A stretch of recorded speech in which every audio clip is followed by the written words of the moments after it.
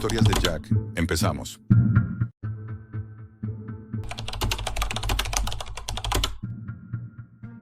Todo empezó con una niña sin ojos y un sobre con $10,000 encima de mi escritorio. No llevaba ni 5 minutos en la comisaría cuando lo vi. Un sobre marrón, grueso, sin sello, sin remitente. Mi nombre escrito a bolígrafo azul en la parte superior. Dentro, fajos de billetes de 50, perfectamente ordenados, y una nota. Te necesitamos esta noche, 2 horas. Almacén 6, Polígono Industrial Villaverde. Lleva tu placa, deja el móvil. No era la primera vez que me ofrecían dinero por mirar hacia otro lado, pero aquello olía distinto, a sangre. Me pasé el resto del día fingiendo normalidad. Café con mis compañeros, papeleo inútil, llamadas sin importancia. Pero mi cabeza ya estaba allí, en el almacén. A las 2 en punto estaba aparcado a 2 manzanas del lugar, dentro del coche patrulla sin distintivos. Las calles estaban desiertas, luces de farolas parpadeando. Ese silencio artificial que solo tienen los polígonos industriales por la noche. El lugar era un bloque de ladrillo con puertas metálicas corroídas por el tiempo. Sin cámaras visibles, sin señales. Nadie debería estar allí, pero cuando me acerqué, la puerta ya estaba entreabierta. Entré con la mano en la culata. Dentro no olía a óxido, olía a desinfectante. Allí estaba ella, dama, alta, delgada. Llevaba un abrigo blanco de quirófano hasta los tobillos y una máscara médica que apenas dejaba ver sus ojos, fríos, clínicos, sin alma. No dijo nada, solo me entregó un pendrive y apuntó hacia la pared donde había un monitor encendido. El vídeo duraba menos de 2 minutos. Una niña de unos 12 años, atada a una camilla, despierta, temblando. Se escucha un pitido, como un monitor cardíaco. Una voz metálica. Sujeto, hembra. Edad estimada, 12 años. Compatibilidad. Retina derecha, 97%. Retina izquierda, 94%. Código MR204. Entonces grita. No por dolor, aún no. Por miedo. Por saber que nadie va a venir a salvarla. La cámara se acerca a sus ojos. Y se corta. Ese era mi encargo. No intervenir. Solo vigilar. Asegurar el perímetro. Un coche se acercaría. Gente bajaría. Material sería recogido. Nadie debía ver nada. Nada debía quedar registrado. Pasaron 38 minutos. Llegó una furgoneta blanca sin matrícula, luces apagadas. 2 hombres bajaron. Llevaban trajes quirúrgicos completos y gafas de soldador. No hablaban, no miraban, solo entraron. 10 minutos después salieron con una pequeña nevera térmica.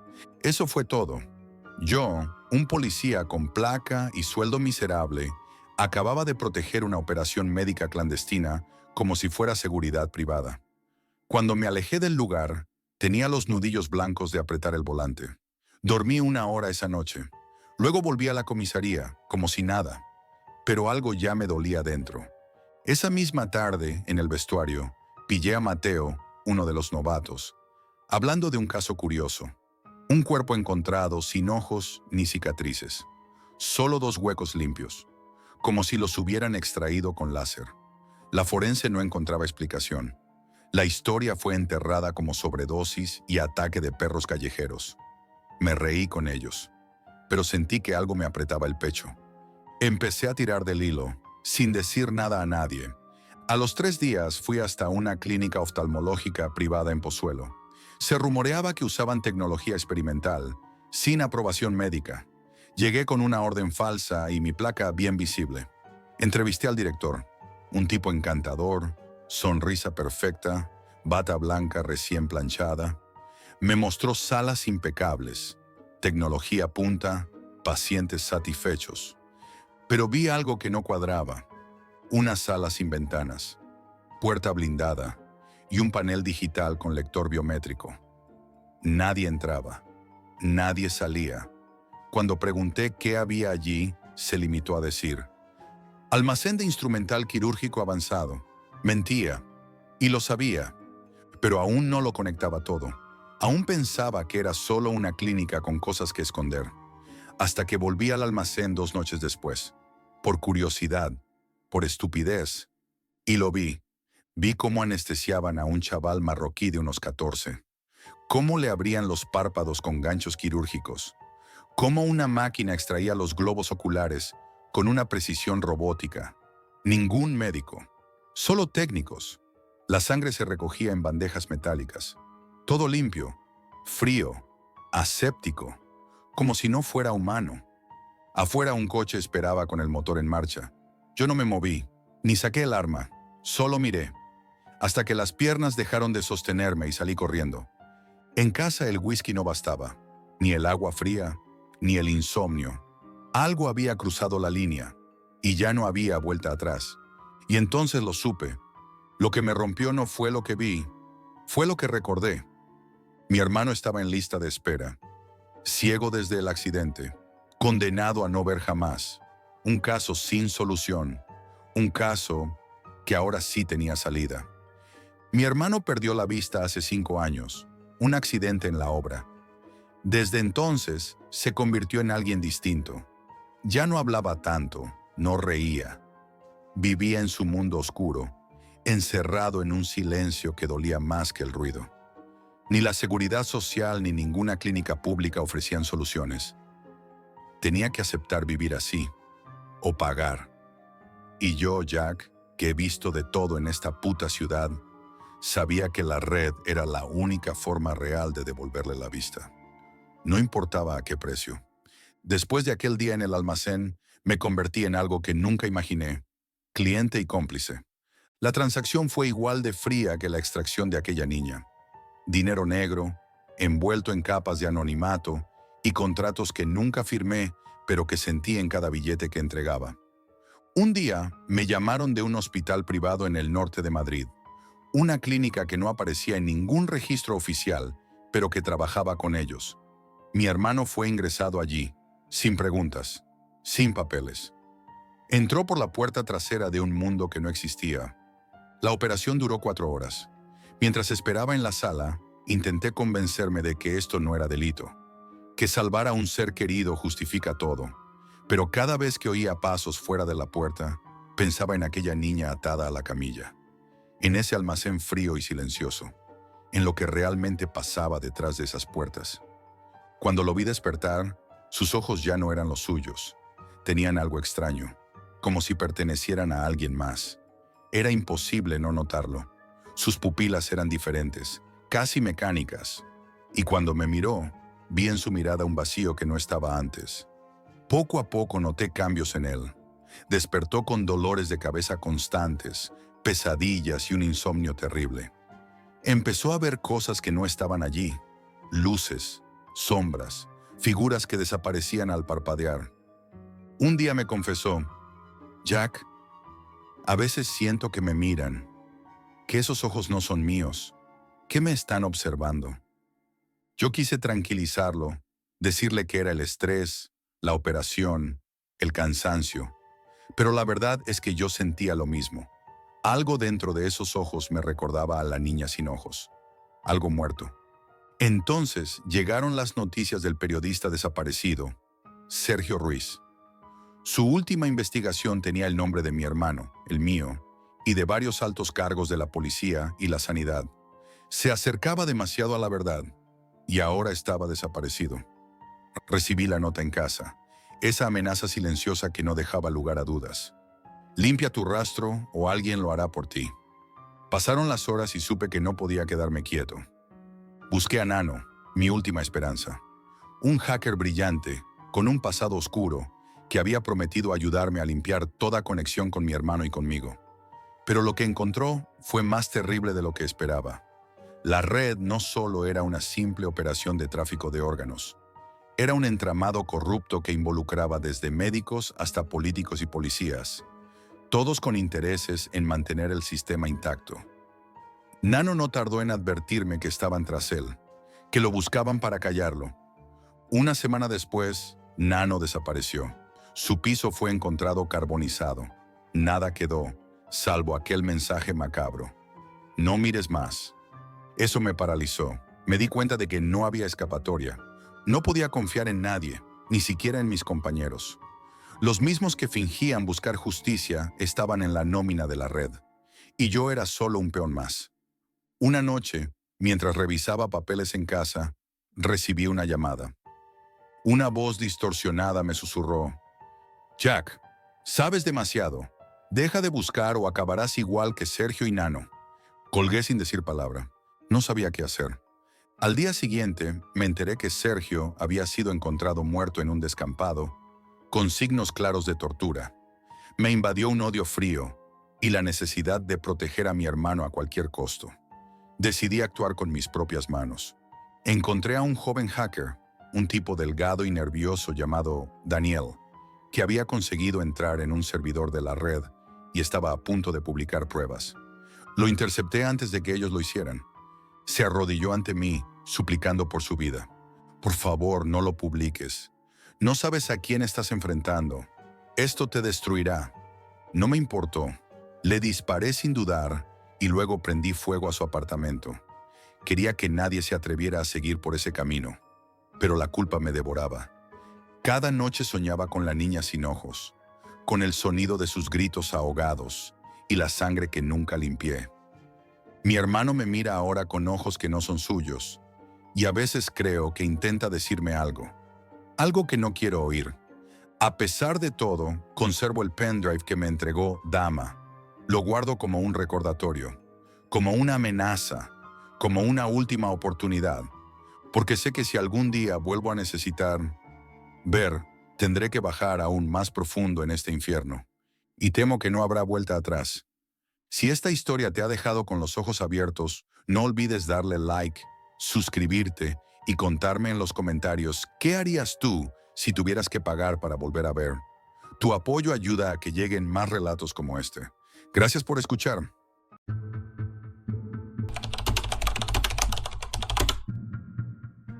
Si te metes en la Deep Web a las 3 de la mañana, lo mínimo que puedes esperar es que algo vaya mal. Esta historia no es una historia cualquiera para asustar a alguien o ganar visitas. Es algo que me pasó a mí, aquí, en Guayaquil, y aún no logro entenderlo del todo. Pero tengo que contarlo, porque si alguien más piensa adentrarse en ese mundo oscuro y silencioso que es la Deep Web, debe saber lo que puede encontrar, o lo que puede dejar que lo encuentre a él. Era una noche especialmente calurosa, de esas que te dejan sudando aunque el ventilador no pare de girar. La humedad pegajosa se colaba por las rendijas de mi ventana y hacía que el aire estuviera denso, casi irrespirable. Eran poco más de las 3 de la madrugada. Me encontraba despierto en mi habitación. La única luz era la del monitor de mi portátil, que parpadeaba tenue entre la penumbra. No podía dormir y, como tantas otras noches, decidí sumergirme en esa parte de Internet donde el ruido del mundo real se desvanece y quedan solo secretos, sombras y códigos. La Deep Web. No era la primera vez que lo hacía, pero esa noche algo me empujaba a ir más allá. Había leído durante semanas en foros ocultos, en hilos con títulos crípticos, sobre un sitio que muchos parecían temer pero también desear conocer. La sala de las transmisiones. Nadie hablaba claramente de qué se trataba, y las pocas personas que decían haber accedido advertían con mensajes crípticos y rostros borrados que no era un lugar para principiantes. Había algo en ese misterio que me llamó con una fuerza que no supe resistir. Después de mucho buscar, al final recibí un mensaje privado en uno de esos foros más oscuros, donde casi nadie habla. El remitente, un usuario llamado Proxy Ghost. No tenía publicaciones, solo llevaba años de inactividad. Era casi un espectro dentro del foro, y sin embargo, me había enviado un enlace .onion junto a una clave alfanumérica, una especie de contraseña temporal. No había más explicación, ni advertencias, ni saludos. Solo eso. Abrí el enlace con Tor, y lo primero que apareció fue una pantalla negra con un mensaje en rojo que parecía escrito con prisas. Solo usuarios verificados. Introduzca su clave temporal. Mi pulso se aceleró. La incertidumbre, ese pequeño filo de miedo, era excitante. Pegué la clave que Proxy Ghost me había enviado y pulsé Enter. La pantalla parpadeó, se puso negra y luego apareció una interfaz oscura con letras rojas, simples, minimalistas. Era como un panel de control con una lista de salas o transmisiones, cada una con nombres extraños. Alpha F, Stage 12, Liminal 32, Sala Muda, Watchdog 9. En ese momento sentí que estaba pisando terreno prohibido. Decidí entrar en una, al azar, Alpha F. La pantalla se volvió negra por unos segundos, y luego apareció la imagen. Una habitación oscura, con una única bombilla parpadeante. En el centro, un hombre estaba atado a una silla metálica. No se movía, pero respiraba con dificultad. Sus ojos estaban abiertos, fijos en la cámara, clavados en mí, como si me suplicara algo sin poder hablar. Esa sensación fue la peor. Sabía que alguien o algo estaba ahí atrapado y que yo estaba viendo sin poder hacer nada. Cerré la ventana rápido. Me dije a mí mismo que era un montaje, que alguien buscaba llamar la atención o asustar. Pero no podía dejar de pensar en ese hombre. Volví a entrar, esta vez en la sala llamada Sala Muda. Era un pasillo largo y estrecho, con azulejos blancos manchados. La cámara estaba fija en el extremo opuesto. Nada parecía moverse, pero de vez en cuando, un leve sonido metálico, como un golpe sordo o un arrastre, se escuchaba. Durante minutos no pasó nada, y luego una luz parpadeó débilmente en la penumbra. Al principio pensé que era un reflejo, pero la luz volvió a encenderse y apagarse, una y otra vez, como si alguien caminara con una linterna, pero no apareciera en cámara. Era tan silencioso, tan frío que me revolvió el estómago. Sin poder evitarlo, entré en otra sala, Liminal 32. La transmisión mostraba un cuarto de aspecto abandonado, con estanterías oxidadas y cajas amontonadas. Un sonido metálico se escuchaba de fondo, como cadenas o grilletes que se movían lentamente. De repente, por el extremo del encuadre, apareció una sombra humana que cruzó con lentitud. Lo vi, aunque la imagen era borrosa, y traté de hacer zoom, pero la transmisión no permitía nada de eso. Era en directo. No había forma de saber quién estaba ahí, pero la presencia era demasiado real para ser un montaje. Esa sombra no podía ser un simple efecto. Mientras seguía navegando entre esas salas extrañas, comencé a notar algo inquietante. En el chat de usuarios que acompañaba las transmisiones, aparecían mensajes con referencias directas a mí. Nombres cifrados, frases como «Jack está dentro», «No salgas de ahí», «La señal en Ecuador está activa». No sabía cómo podían saber mi nombre o que yo estaba conectado, pero el miedo comenzó a apoderarse de mí. Apagué el portátil, respiré hondo, intenté racionalizarlo todo. Pensé que podía ser un grupo que me estaba siguiendo como una broma macabra, o que los usuarios del chat se conocían y me estaban tomando el pelo. Pero no era así. Un poco después apareció una nueva sala en la lista. No tenía nombre en clave ni números. Solo un título claro, en mayúsculas. Guayaquil Live. Y justo debajo, un mensaje que parpadeaba, como una alerta roja. Transmisión en curso. Mi sangre se heló. ¿Quién había puesto una cámara en Guayaquil? ¿Quién estaba grabando? Y más importante, ¿por qué sabía que yo estaba ahí? No pude apartar la mirada. No podía dejar de mirar esa pantalla. Entré en la sala llamada Guayaquil Live, con la mezcla más extraña de curiosidad y pánico. La pantalla se cargó lentamente, y lo que apareció delante de mí fue algo que todavía hoy me cuesta explicar. Era una cámara fija, colocada en una esquina alta de una habitación. Pero no era una habitación cualquiera, era mi habitación. Sí, justo la mía, con la cama a un lado, el escritorio con el portátil, el ventilador de techo que giraba perezosamente. Podía ver cada detalle, la lámpara de noche apagada, la mochila tirada junto a la puerta, la camiseta que dejé sobre la silla. Era exactamente mi espacio, exactamente en este momento. Me quedé paralizado. Sentí un nudo en la garganta. Mi cuerpo se negó a moverse mientras la cámara mostraba lo que parecía ser mi espalda. Porque, por alguna razón que todavía me atormenta, la cámara apuntaba hacia mí y yo no estaba en la habitación. Era como ver la escena desde fuera, pero sin entender quién sostenía esa cámara. ¿Quién me estaba vigilando? ¿Desde dónde? Intenté cerrar la ventana, pero no respondía. Intenté apagar el ordenador. Presioné el botón varias veces, forzando el sistema, pero la pantalla no se apagaba. Entonces, un texto apareció en letras rojas sobre el fondo negro. Gracias por participar. Tu emisión ha sido registrada. Y debajo, un mensaje aún más escalofriante. Vuelve mañana a la misma hora. Ese mensaje me dejó congelado con la piel erizada. No era solo una amenaza, era una confirmación. Alguien había invadido mi privacidad más absoluta. Alguien estaba en mi casa sin que yo lo supiera. Estaba grabándome, estaba haciendo streaming en vivo, y no podía hacer nada para detenerlo.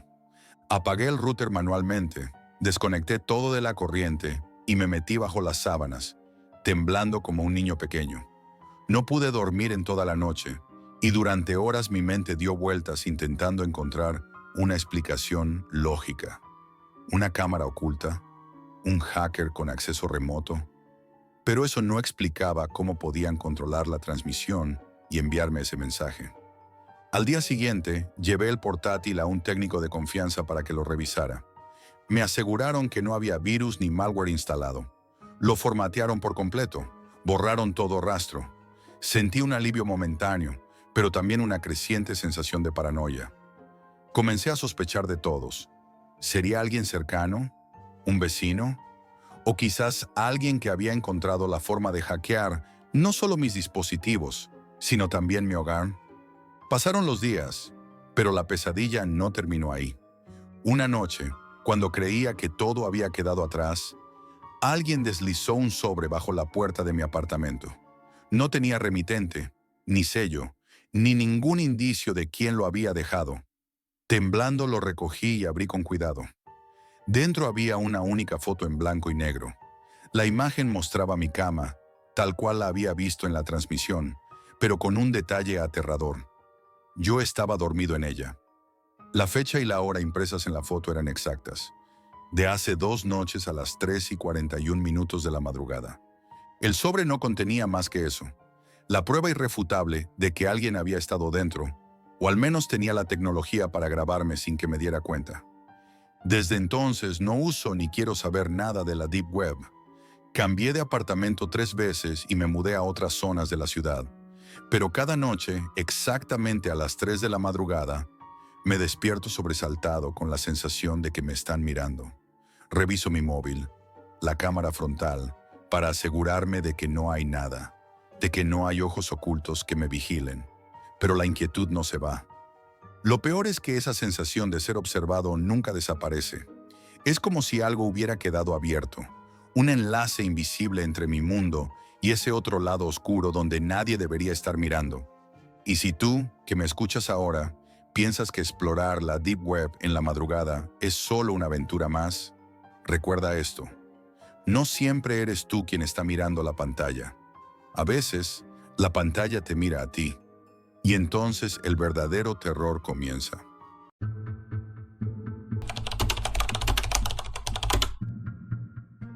A veces pienso que no estamos hechos para saber la verdad, porque cuando la conoces ya no puedes volver a dormir.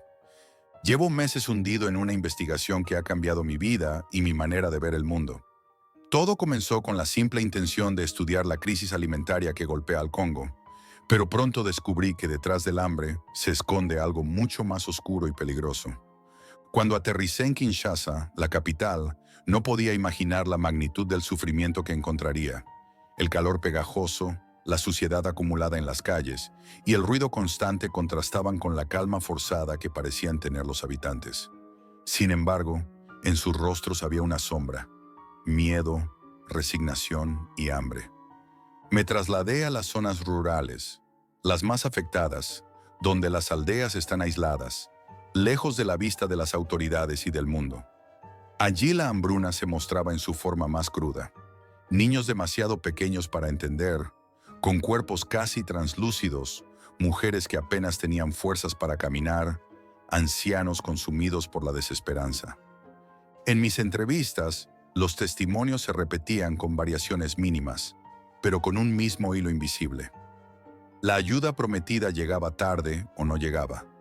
Caminos bloqueados, cargamentos desaparecidos, ONG incapaces de operar por la inseguridad. Pero lo más inquietante era la sensación de que ese caos no era casual. Una noche, cansado y desalentado, me refugié en un café oscuro, casi abandonado, a las afueras del mercado central. Allí conocí a un hombre que no quiso darme su nombre. Su rostro estaba cubierto por la sombra, y su voz era apenas un susurro cuando habló de El Espejo, una red oculta en la Deep Web.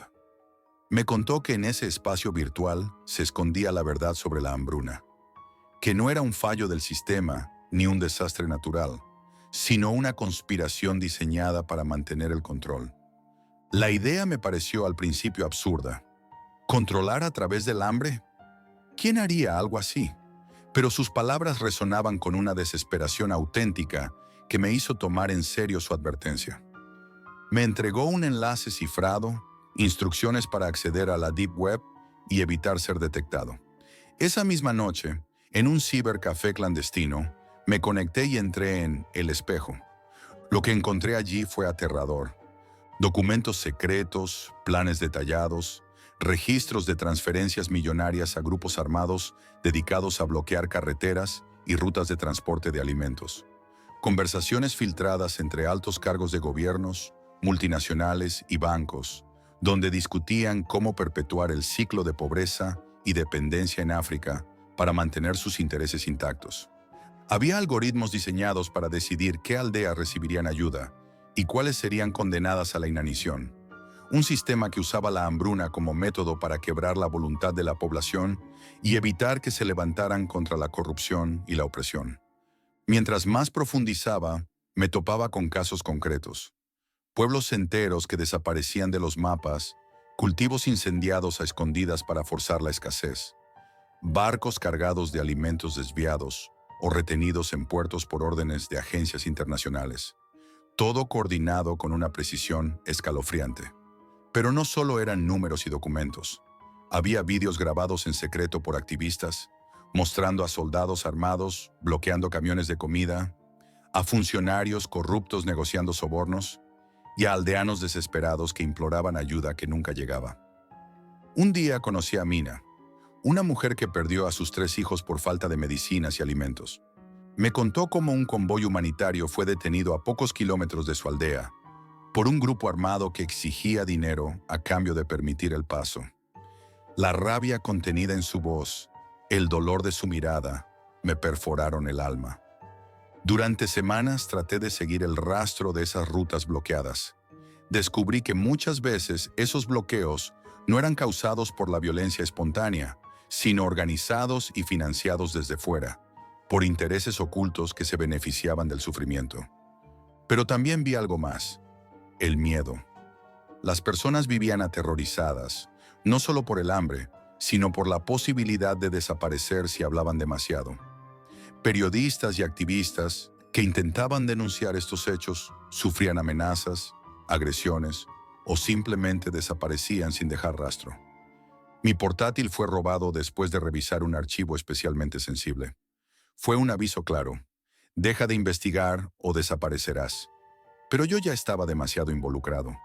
Ahora, sentado en un cuarto oscuro, con la única luz de la pantalla y el sonido lejano de la ciudad, sé que mi vida puede estar en peligro. Pero también sé que la verdad debe salir a la luz, porque la hambruna no es solo hambre, es control, es miedo, es silencio. Y si no se denuncia, seguirá muriendo gente. No por casualidad, sino por designio. Después de descubrir la verdad en El Espejo, mi vida dio un giro inesperado. Sabía que estaba siendo observado, vigilado, quizás perseguido, y no me equivocaba. Una noche, mientras revisaba unos archivos en un cibercafé clandestino, sentí una presencia detrás de mí. Volteé, pero no vi a nadie. Sin embargo, esa sensación se quedó clavada en mi piel, como una amenaza invisible. A partir de ese momento, cada sombra, cada ruido, cada silencio, parecía esconder un peligro. Pocos días después, mi portátil desapareció de mi habitación. No fue un robo cualquiera. Alguien había entrado con precisión y sabía exactamente qué llevarse. Con él, toda la información que había recopilado, documentos, grabaciones, evidencias, todo se esfumó. Fue la primera señal clara de que el espejo no era solo un archivo digital, sino una red de poderosos que no dudarían en eliminar a cualquiera que quisiera desenmascararlos. A partir de entonces, adopté todas las medidas posibles para protegerme. Usé cifrados, redes seguras y contacté con personas de confianza, pero el miedo no me abandonaba. Sabía que esos ojos invisibles me observaban. Decidí viajar por el país, a pesar del riesgo, para hablar con quienes sufrían directamente esa conspiración. En un pequeño pueblo cerca del río Congo, conocí a Mwamba, un campesino cuya historia me heló la sangre. Me contó cómo un convoy con comida fue desviado misteriosamente justo antes de llegar a su aldea. Los hombres armados que custodiaban el camino recibieron órdenes precisas de no dejar pasar nada, aunque eso condenara a decenas a la muerte por inanición. En otro lugar, una enfermera llamada Nadia me mostró registros internos donde se negaba sistemáticamente la entrega de suplementos alimenticios a ciertas zonas controladas por grupos afines a la conspiración. Ella misma había sido amenazada para callar. Pero no solo eran bloqueos y desvíos. La conspiración iba más allá. Se usaban drones para vigilar los movimientos de la población, para detectar posibles focos de rebelión o resistencia. Se lanzaban campañas de desinformación en medios locales para justificar la falta de ayuda, culpando a la población de su propia desgracia. Vi cómo el miedo se convertía en arma. Personas desaparecían sin explicación. Accidentes nunca aclarados. Amenazas veladas a activistas y periodistas. En Kinshasa, una periodista amiga me advirtió con voz grave: Jack, hay cosas que no quieres saber. Deja esto antes de que te conviertas en otro número. Pero yo ya había visto demasiado. Una noche recibí una llamada anónima. La voz al otro lado me dijo que dejara de buscar respuestas o enfrentaría consecuencias. No era una amenaza vacía. A la mañana siguiente, encontré marcas en la puerta de mi habitación, señales claras de que alguien había estado allí. El peso de la verdad se hacía insoportable. Sabía que quienes controlaban el espejo podían silenciarme, pero también sabía que no podía callar, porque detrás de esa hambruna, detrás de esa conspiración, había vidas humanas que dependían de que la verdad saliera a la luz. Cada paso que daba, cada persona que entrevistaba, confirmaba que la hambruna no era un desastre natural, sino una herramienta de poder. Una estrategia de dominación diseñada para mantener al Congo y a otros países en un ciclo infinito de dependencia y miedo.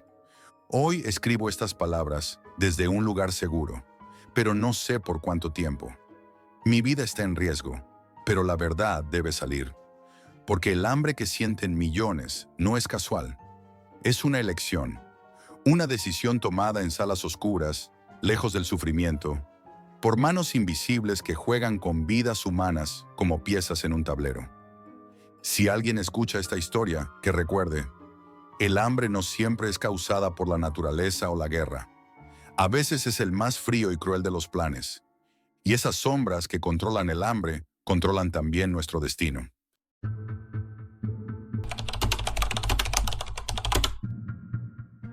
Nunca imaginé que mi curiosidad por la criminología me llevaría a ese lugar. La Deep Web siempre había sido para mí un misterio insondable, un mundo oscuro del que se hablaba en susurros, un rincón del Internet lleno de secretos que nadie debería descubrir. Muchos la veían como una jungla virtual, habitada por fantasmas digitales y personas con intenciones que desbordaban los límites de lo moralmente aceptable.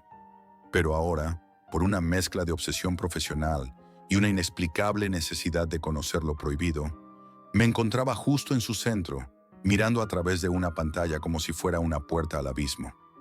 Mi investigación en criminología me había llevado a explorar fenómenos que, aunque conocidos, rara vez se mencionan en las universidades. Mercados ilícitos, redes de hackers, teorías de conspiración. Y fue entonces cuando mi amigo Lucas, un experto en seguridad informática, me recomendó usar una VPN y Tor. Te protegerá, Jack, pero no te dejes atrapar. La Deep Web no perdona a los curiosos.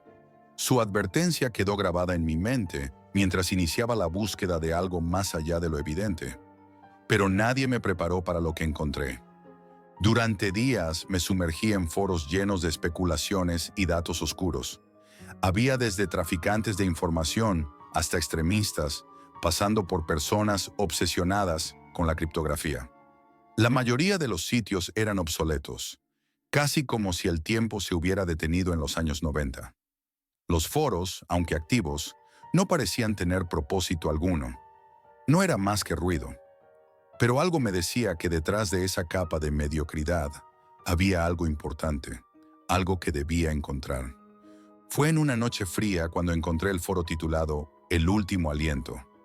Al principio pensé que era una broma macabra, un nombre extraño que solo una mente perturbada podría concebir.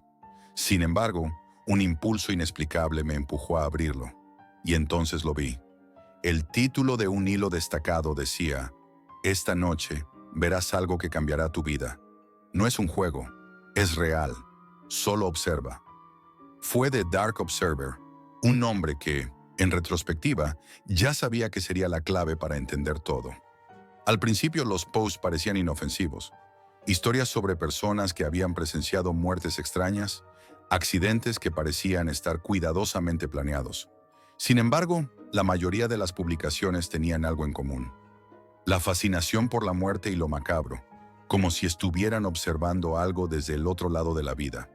No me sentía cómodo, pero algo me impulsaba a seguir. La sorpresa llegó cuando encontré un enlace oculto entre miles de mensajes sin importancia.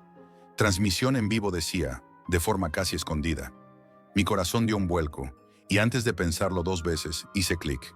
Mi pantalla parpadeó y un video de mala calidad apareció, como si estuviera siendo transmitido desde una cámara antigua y deteriorada. Lo que vi enseguida me heló la sangre. Un hombre de mediana edad estaba sentado en una mesa iluminada solo por una vela. Su rostro estaba cubierto por una capucha, y el entorno era sombrío, casi inquietante. La mesa frente a él estaba llena de objetos extraños: cuchillos, una cuerda gruesa, una pistola oxidada y un reloj antiguo.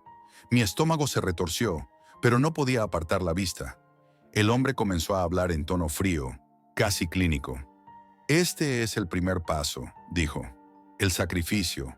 Algo de gran valor debe ser entregado para encontrar la paz, para trascender. Sus palabras eran lentas, pero intensas, como si estuviera preparando algo mucho más grande. Movió los objetos sobre la mesa, cada uno de ellos un símbolo oscuro. La cámara se alejó por un momento, y fue entonces cuando noté que las paredes detrás de él estaban cubiertas por pantallas que mostraban imágenes perturbadoras: cadáveres desfigurados, accidentes de tráfico, rostros descompuestos, todo acompañado por música electrónica frenética, distorsionada, que amplificaba la sensación de horror. Lo que sucedió después fue aún más desconcertante. La pantalla mostró una cuenta regresiva: 5, 4, 3, 2, 1. En ese momento mi corazón comenzó a latir con fuerza. Algo estaba por suceder. La tensión era insoportable. El hombre, sin inmutarse, miró a la cámara y luego se levantó, caminando hacia una puerta oculta en la habitación. Los comentarios en el foro comenzaron a multiplicarse frenéticamente. «No vayas ahí, no abras esa puerta».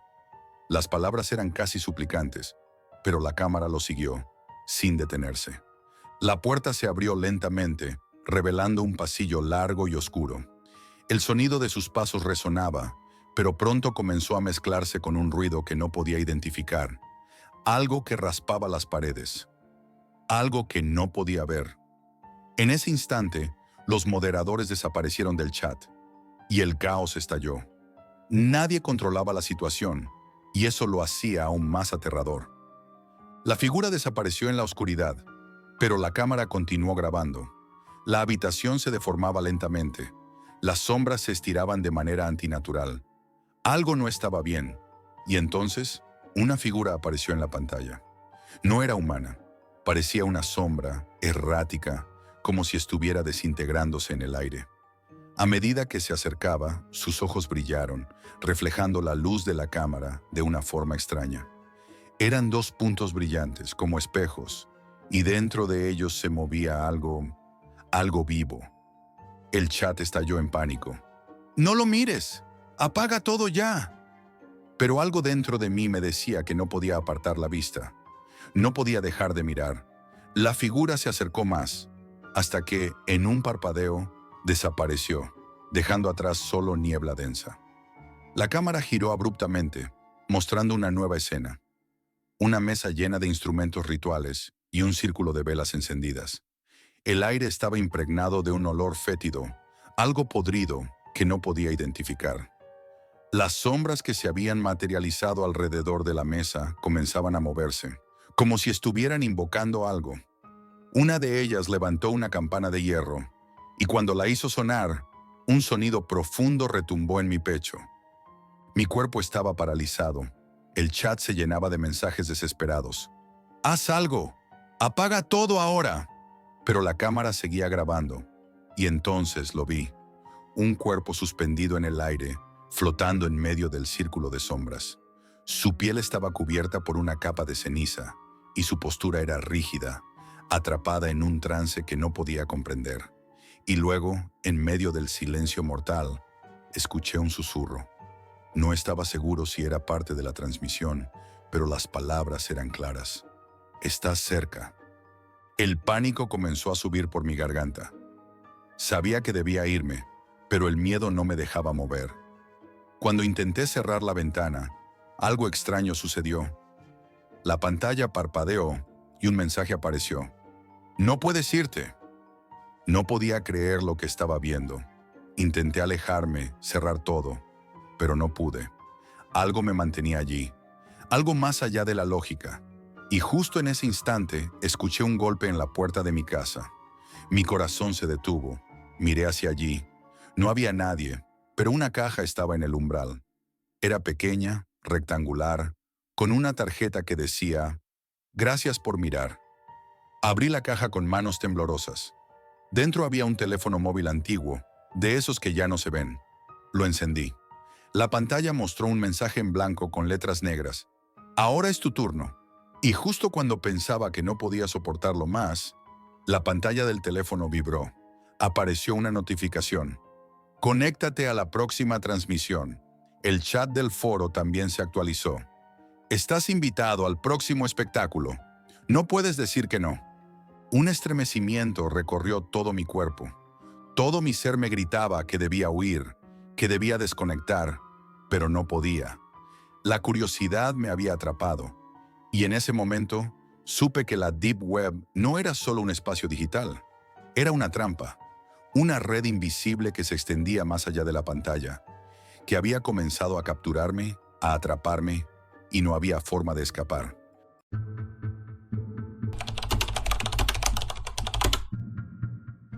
Si estás escuchando esto, quizás ya estés atrapado en la misma red que yo. Una red invisible, tejida en las sombras de la Deep Web, diseñada para convertirnos en adictos sin que lo sepamos. No es una teoría loca ni un mito. Es real. Y yo fui parte de ese experimento macabro. Soy sociólogo. Durante años mi trabajo fue estudiar cómo las personas se relacionan con la tecnología, cómo consumimos contenido y qué nos lleva a repetir ciertas conductas hasta convertirlas en hábitos, incluso en obsesiones. Pero nada de lo que vi o estudié me preparó para lo que iba a descubrir. Todo comenzó con un mensaje casual de un colega, Mike. Me habló de un fenómeno en la Deep Web, una red oculta, donde se ofrecían productos y experiencias diseñados para crear dependencia, pero de un modo muy distinto al que conocemos. No eran solo drogas o productos ilegales, era algo más elaborado, más peligroso. Decidí investigar. Lo primero fue crear un perfil falso y adentrarme en ese mundo oscuro que pocos ven. La Deep Web no es como Internet normal. Aquí no hay buscadores, ni anuncios publicitarios comunes. Hay mercados negros, foros secretos, conversaciones codificadas. Y detrás de ellos, gente que mueve miles de millones y juega con vidas humanas. Lo que descubrí me heló la sangre. No se trataba simplemente de vender sustancias. Era un sistema completo de manipulación. Al principio, pensé que era una conspiración exagerada, una teoría de alguien que no entendía la tecnología. Pero los hechos hablaban por sí solos. Había cientos de sitios, todos conectados entre sí, que usaban algoritmos para analizar a cada visitante. No importaba quién eras o dónde vivías. Cada usuario recibía una oferta diferente, adaptada a su psicología y estado emocional. No era publicidad, era algo mucho más invasivo. Videos con imágenes que parecían diseñados para enganchar el cerebro en un nivel subconsciente. Juegos que se ajustaban en tiempo real para crear frustración y deseo de seguir jugando. Chats donde bots fingían ser personas reales, empujándote hacia un estado de dependencia emocional. Y por supuesto, sustancias químicas, no siempre ilegales o conocidas, creadas en laboratorios clandestinos, mezclas diseñadas para potenciar la adicción sin dejar señales obvias en análisis rutinarios. Una maquinaria perfecta para destruir la voluntad. Lo más aterrador es que no era obra de criminales amateurs. Detrás estaban científicos, psicólogos y expertos en inteligencia artificial. Gente con acceso a recursos, que trabajaba para crear un control social a gran escala, disfrazado de negocio. Mi investigación me llevó a entrevistar a varias víctimas, gente normal que había caído en esta red sin darse cuenta. Personas que de repente perdieron el control sobre sus vidas. Un profesor que empezó a faltar al trabajo porque no podía dejar de consumir videos y sustancias de la red. Una madre que perdió a su hijo adolescente, desaparecido tras caer en esa trampa digital. Todos con un patrón común. Primero pequeños hábitos, después una necesidad creciente y finalmente una dependencia total. Intenté llevar esta información a la policía y agencias federales, pero chocaba contra muros. Algunos oficiales me miraban con escepticismo, otros directamente rechazaban investigar, o me decían que era demasiado peligroso meterse ahí. Sospecho que había corrupción o miedo a que esta verdad saliera a la luz. No me quedaba otra que seguir solo. Una noche, mientras repasaba datos y foros, recibí un mensaje privado, un enlace con una frase: si quieres entenderlo todo, entra. Era una invitación directa, no podía rechazarla. Accedí a un sitio oculto en la Deep Web, protegido por contraseñas y sistemas de encriptación complejos. Dentro había documentos internos, protocolos y grabaciones. Era como un manual de cómo manipulaban a la gente, con pasos detallados, gráficos y análisis de cada perfil. Me quedé paralizado al leer que habían hecho pruebas con humanos, no voluntarios normales, personas que ni siquiera sabían que formaban parte de un experimento. Les seguían la pista, ajustaban las ofertas para ver cómo reaccionaban, hasta maximizar la adicción.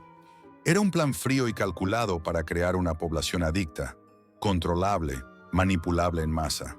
Una forma nueva y más efectiva de esclavitud mental. Con cada documento sentía que me hundía más. Y lo peor, notaba cambios en mí. Ansiedad que antes no tenía. Necesidad imperiosa de revisar ciertas webs. Mensajes subliminales en anuncios que antes ignoraba. Ahora me llamaban la atención de manera casi obsesiva. Intenté desconectarme. Apagué el móvil, dejé el ordenador. Pero era inútil. La red estaba en todas partes. Redes sociales, páginas de noticias, incluso apps que usaba para distraerme. Todo parecía parte de su entramado. Una noche, escuché golpes en la puerta a las 3 de la madrugada. No había nadie cuando miré por la ventana, pero en la nieve se veían huellas que terminaban justo antes de la acera. No pude evitar pensar que era una advertencia. Deja de investigar o sufrirás el mismo destino que los demás. Los demás, personas que desaparecieron sin explicación tras caer en esta red. Personas que se convirtieron en sombras, presos de un ciclo sin fin. Ahora escribo esto en la oscuridad de mi apartamento, con miedo pero con la certeza de que debo contar lo que sé, para que alguien más pueda escapar, para que alguien más sepa que esto no es solo adicción. Es un plan para dominar nuestras mentes y controlarnos desde las sombras. Y si no tienes cuidado, tú también caerás. Tras semanas inmerso en esa red oscura, la línea entre investigador y víctima empezó a desdibujarse peligrosamente. Creé perfiles falsos, fingí ser un comprador interesado, y así pude acceder a capas más profundas del sistema. Lo que descubrí superó mis peores pesadillas. No se trataba solo de sustancias químicas o de videos manipuladores, sino de una red compleja que combinaba múltiples elementos para crear una adicción total. Había nuevas drogas, sí, muchas creadas en laboratorios clandestinos, que parecían extraídas de un manual de química prohibida. Pero también existían estímulos digitales que no había visto nunca, juegos diseñados para explotar la frustración y el deseo compulsivo, vídeos con patrones visuales y sonoros que afectaban el cerebro de forma sutil y precisa, y chats automatizados que se hacían pasar por personas reales para crear vínculos emocionales profundos y dependencias afectivas. En esos chats, algunos bots respondían en tiempo real, adaptándose a mis reacciones, aprendiendo de mis palabras, mis dudas y miedos. Era como si la red supiera exactamente cómo atraparme, cómo tocar la fibra correcta para hacer que no pudiese escapar. Contacté con varias víctimas que seguían atrapadas en este ciclo infernal. Personas comunes, que me contaron con voz temblorosa cómo su realidad se había ido distorsionando. Al principio, solo buscaban evadirse, pasar el rato, distraerse. Pero poco a poco, las ganas se convirtieron en necesidad. La ansiedad crecía en su interior y sentían que sin ese próximo golpe de la red, caerían en un vacío insoportable. Me describieron la sensación como estar atrapados en una especie de jaula invisible.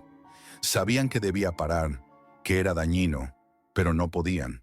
La red había conseguido que su cerebro deseara constantemente ese estímulo, esa sustancia, ese vínculo. Una mujer me contó que había perdido a su hijo adolescente, un joven brillante que había caído en la trampa sin saberlo. Al principio solo entraba en un foro para jugar, pero terminó enganchado a un grupo donde le ofrecían drogas experimentales y estímulos digitales para sentirse mejor. Nadie volvió a saber de él después de unos meses. Lo más terrorífico que supe fue que todo esto no era un experimento aislado, sino un proyecto a gran escala. Leí informes que detallaban cómo los responsables de esta red usaban grupos controlados para probar nuevas combinaciones, analizando miles de perfiles psicológicos. Utilizaban desde personas sin hogar hasta ejecutivos de alto nivel, todos susceptibles a diferentes tipos de adicción. Una guerra psicológica silenciosa y global, diseñada para crear esclavos modernos, dependientes no solo de sustancias, sino también de emociones y estímulos digitales. Mientras más me adentraba, más me daba cuenta de que yo también estaba cambiando. Sentía deseos extraños de revisar ciertos sitios, de buscar estímulos que antes habría evitado. Era una ansiedad nueva, inexplicable. La red no solo manipulaba a sus víctimas, también me estaba atrapando a mí. Intenté cortar todo contacto con el mundo digital, desconectar y alejarme, pero era inútil. La red cambiaba sus métodos, se adaptaba. Era como un enemigo invisible, siempre un paso adelante. Mis dispositivos parecían infectados, mis redes sociales inundadas con anuncios y mensajes diseñados para atraparme. Una noche, mientras revisaba toda la información acumulada, mi ordenador se apagó solo. En la pantalla apareció un mensaje simple y escalofriante. No sigas. Sentí un miedo paralizante. Sabía que si continuaba, podía acabar igual que tantos otros. Desaparecido, borrado, víctima de una red que controla vidas sin dejar rastro. Pero al mismo tiempo sentía que no podía callar, que alguien debía saberlo, que la verdad tenía que salir a la luz. Ahora grabo esto, con la certeza de que puedo estar en peligro. Pero si escuchas mi voz, si llegas a estas palabras, al menos sabrás que esta red existe, que crece cada día en las sombras, silenciosa y mortal. Quizás tú ya estés atrapado, quizás yo no pueda salvarme, pero alguien debe saberlo. Al menos alguien.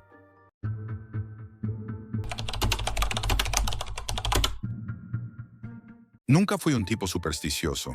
La rutina había ganado terreno en mi vida y, como muchos otros, me encontraba atrapado en el monótono ciclo del trabajo, casa, cama, trabajo. Pero algo cambió una noche, en mi cumpleaños número 28, cuando decidí regalarme algo fuera de lo común. Algo que, sin saberlo, me arrastraría a un abismo del que no podría escapar.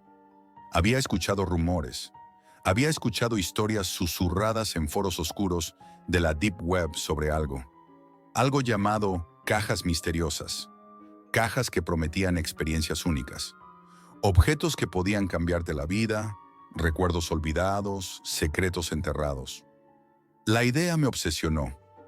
El anonimato, la promesa de lo prohibido, lo desconocido, me tentó de una manera que no pude ignorar. Me creí más inteligente que esos idiotas que hablaban de ellas como si fueran solo un mito urbano. No pueden ser tan malas, pensé. ¿Qué podría pasar? Pero no sabía que estaba a punto de cruzar una línea invisible, una que, al atravesarla, no habría forma de regresar. El paquete llegó un par de días después. No era nada como esperaba. La caja era negra, sin marcas, ni nombre, solo un número dorado, 344. Mi corazón dio un vuelco. Un escalofrío recorrió mi espina dorsal, pero ya era tarde para dar marcha atrás. Dentro, no encontré lo que imaginé, ni joyas ni artefactos antiguos. Number. Encontré un sobre. El papel estaba envejecido, casi tan gastado como si lo hubiera encontrado en algún lugar olvidado por el tiempo. La letra, irregular, parecía apurada. «Feliz cumpleaños, Jack. Este año tus deseos serán cumplidos. Pero antes, deberás enfrentarte a tu propio destino. Sigue las instrucciones con cuidado. La primera pista está aquí. No mires atrás». No reconocí la caligrafía, aunque por alguna razón me resultaba vagamente familiar. ¿Quién me conocía lo suficiente como para enviarme esto? ¿Quién lo había escrito? Mi mente luchaba entre la incredulidad y la inquietud. No pude evitar leer el mensaje varias veces, como si pudiera encontrar algo oculto entre las líneas. Y entonces, al fondo del sobre, algo metálico, una pequeña llave de hierro. En la parte superior, una inscripción. El camino comienza en el pasado. El pasado. Algo en mi estómago se retorció. Recordé mi viejo sótano, ese lugar que siempre había evitado, el rincón olvidado de mi casa donde guardaba cosas de mi infancia, cosas que no quería ver. Pero ahí, en lo más oscuro de mi mente, la llave de hierro encajó, como un destino del que no podía escapar. Me dirigí al sótano esa misma noche, con el sobre y la llave en mis manos. La casa estaba en completo silencio, ni el crujir de las maderas me acompañaba. Solo el latido acelerado de mi corazón. Al abrir la puerta del sótano, la oscuridad me envolvió como una manta pesada. Mis pasos resonaban como un eco en la quietud, un sonido que parecía amplificarse en ese vacío. Finalmente, llegué a la vieja caja de madera, la misma caja que había guardado allí por años. Sin pensar, saqué la llave y giré el candado, que cedió sin resistencia. Al abrir la tapa, el aire se espesó. Un leve olor a moho y polvo me invadió, pero lo peor llegó cuando vi lo que había dentro. No estaba vacío, pero tampoco era lo que esperaba. Un antiguo reloj de bolsillo, con la esfera rota, y una pequeña figura de cristal. Mi estómago se tensó. Sentí como si la habitación se cerrara sobre mí, como si algo estuviera esperando. Tomé la figura, y en ese instante el reloj emitió un leve pero inquietante clic. La figura comenzó a transformarse en algo metálico. Cambió de forma en mis manos. Mis dedos se crisparon. ¿Qué era esto? ¿Por qué se transformaba? Fue entonces cuando mi teléfono vibró. Un mensaje sin remitente. Un texto que heló mi sangre. Lo que tienes en tus manos ahora es una pieza del rompecabezas. Cada paso te llevará más cerca de la verdad o de la muerte. Depende de ti.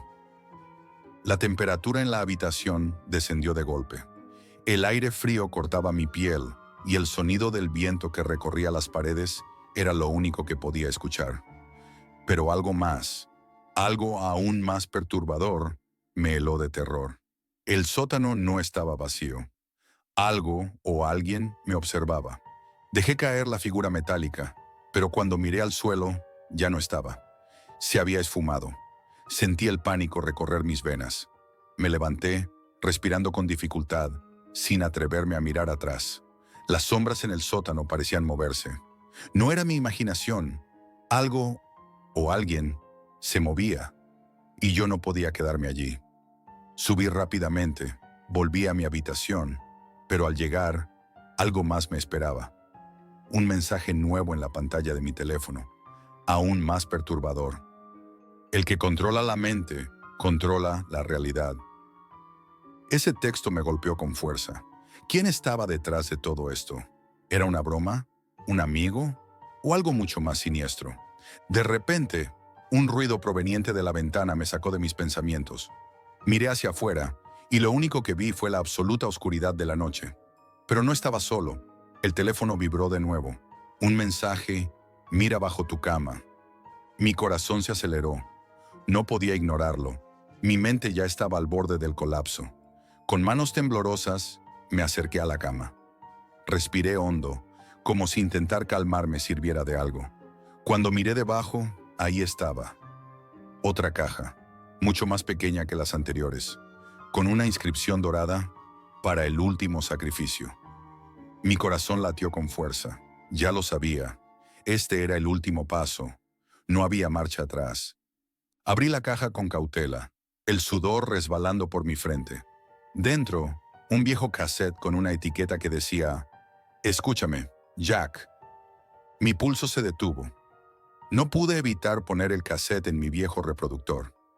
Lo que escuché, lo que supe, no lo puedo describir. Una voz, distorsionada, familiar, me hizo temblar. Jack, si estás escuchando esto es porque ya no hay escape. Todo lo que has hecho, cada pista que seguiste, te ha llevado hasta aquí. Soy Leo, tu amigo, y ahora eres parte de esto. Mi mente no pudo procesarlo. Leo, mi Leo, todo esto lo había planeado él. ¿Qué diablos estaba pasando? Un ruido en el pasillo me sacó de la confusión. Rápidamente apagué el reproductor. El miedo se apoderó de mí. Corrí hacia la puerta, pero antes de abrirla, el teléfono vibró una vez más. El juego termina ahora. Golpes firmes en la puerta. Mi respiración se aceleró. Desesperado abrí lentamente, y lo que vi, lo que sentí, me heló la sangre. Leo estaba allí, pero no era Leo. No podía ser él. Su rostro era pálido, vacío, sus ojos huecos. Una sonrisa torcida, que no pertenecía a un ser humano, se dibujó en su cara. ¿Te acuerdas de mí? Su voz resonó en mis oídos. Pensaste que todo esto era un juego, pero ahora sabes que no es así. Intenté retroceder, pero la puerta se cerró de golpe, atrapándome. Leo avanzó hacia mí y las sombras de la habitación comenzaron a alargarse. La casa parecía cobrar vida, como si se estuviera retorciendo alrededor de mí. Lo siento, Jack. El precio de saber la verdad es más alto de lo que podías imaginar. Su mano se extendió hacia mi cabeza y en ese momento, todo se oscureció. El caso de mi desaparición se convirtió en un misterio sin resolver. Mi teléfono fue encontrado en la habitación. El último mensaje aún en pantalla. El juego termina ahora. Pero nunca encontraron mi cuerpo, ni un rastro. En los rincones oscuros de la Deep Web, alguien dejó una pista más. Un enlace a una nueva caja misteriosa. Y debajo, un comentario. ¿Estás listo para el siguiente juego? Y ahí quedó mi historia, atrapada entre las sombras. Porque en este juego, nadie sale jamás. Esto es todo por hoy, amigos, y recuerden, la realidad siempre supera a la ficción.